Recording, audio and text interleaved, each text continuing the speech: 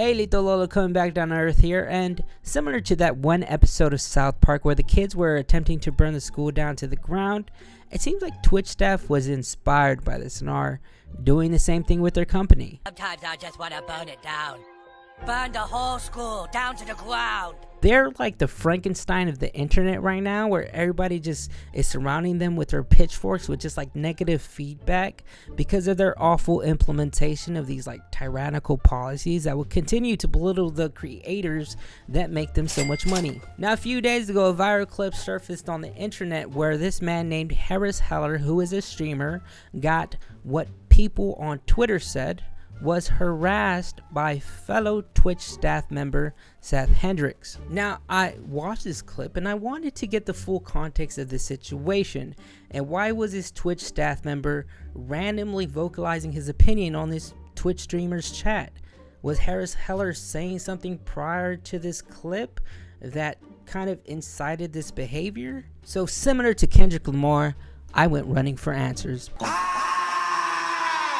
And to be honest, he actually didn't say anything bad at all. He was actually just providing his constructive criticism on the state of Twitch, which is literally what all streamers are doing right now. Now, HarrisHeller streamed for about 2 hours, and he really didn't start to go on his rant till like the hour and 25 mark, where he was talking about various topics like the growth of Kick and how they make money through their gambling streams, and how these newer live streamer websites like Trovo would have difficulty growing because of the lack of incentive for viewers to switch over, yada yada yada. And then he starts to talk about the problem with Twitch and the refusal to implement proper monetization strategies, and how their current method of taking 50% of the streamers' revenue and pushing advertisements is a faulty system, and how they should focus on bringing back the 70-30 split and investing in these new proper monetization strategies for the streamer. Now, around the hour and 38 mark, the Twitch staff member comes from the shadows with this mafia level threat. Like, I'm serious, I thought Al Capone came back from the dead with this comment where he said, "I love you, Harris, but I would love to talk to you one-on-one sometime." And it might have more of a wholesome intention, but for Twitch staff to randomly appear after you were giving feedback about the company they work for, it kind of gives me a little bit more of a negative connotation, don't you think? And Harris apparently felt the same way. I love you, but I would also love to talk to you one-on-one one time. The but is that I think you have a lot of good ideas, but you're missing so much. When saying you're wrong about anything, you just have so many assumptions that are wrong. I don't understand those two sentences going side by side. I mean, I love you guys over at Twitch. No hate over here, but we're all frustrated. And honestly, coming into a stream and saying, "Sorry, man, you're wrong," doesn't fix anything. Now, they continue to go back and forth, and honestly, I feel like it's in the streamer's hands to set the vibe of the stream, right? Like, every streamer would have reacted differently to this particular situation, and in HarrisHeller's case, he took it a little bit more personally, which caused this echo chamber for his chat to reflect this, Like, if Mizkif was in this situation, he would have found a way to make it content and would have found some way to bring the Twitch staff member onto a stream so they could have a one-on-one. That was not the case here, and honestly, Seth should have just read the room. That's where he's wrong in this entire situation.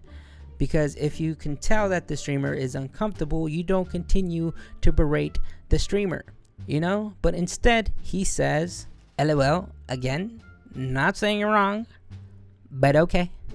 That's how I read it in my mind. Which is just childish. That's something somebody does when they lose an argument and they just want to get the last word in. It was unnecessary. He should have said something like, "That's my bad. I'll hit you up later." Or, "Sorry for disturbing you." Like, anything else that could have diffused the situation. Either way, he was doing nothing to provide an explanation on why HarrisHeller's assumptions were wrong. So after the vibes were down, just like Kiara Kitty's moderator trying to kiss her, everybody was uncomfortable. Which then Harris attempts to ban Seth, which, to be honest, I thought was kind of irrational on his part. I feel like nothing Seth did was ban worthy, but that's just my opinion. Because even like seconds prior to this, Seth had already said his farewells, but I guess Harris must have missed it. But apparently Twitch staff were basically gods and cannot be banned on their own website. Who would have thought? Where Seth then commented what I assume his voice was, "You tried to ban me? Wow." Followed right after with the icing on the cake with an oof. An oof. Oof. Look at this dude.